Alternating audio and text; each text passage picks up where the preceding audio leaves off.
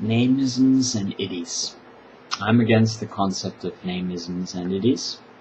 Take Marxism, for example. Now, I think Karl Marx was a pretty good fellow. I think his heart was in the right place. I would even say that generally I agree with him. But I also think that time has moved on. Marxism, however, remains, slight reinterpretations aside, stagnant. The man is dead and his ideas are now stratified. Though I agree with many of his ideas, I don't think he provided any concrete solutions to the problems he outlines. For example, dictatorship of the proletariat is little more than a catchphrase, and a dangerous one at that. And his description of the problem is incomplete. Marxism, by tying itself to one man, struggles to update and upgrade its body of thought. And the inflexibility of name-ism isn't its only fault. Given enough time, most of our contemporaries will look backward and primitive in their moral sentiments. Inconsistencies not apparent to us will be revealed in our behavior and our thoughts by our ancestors. This goes for the founders of name-isms also.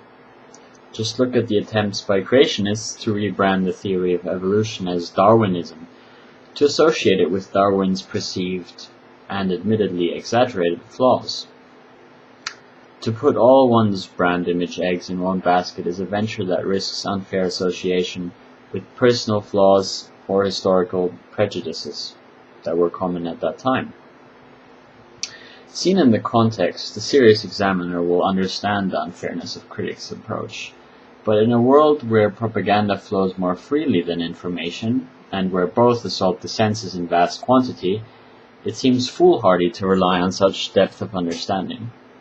Had we termed non-violent resistance Gandhiism, would we be forced to defend Gandhi's unusual practices of sexual exposure to his young niece?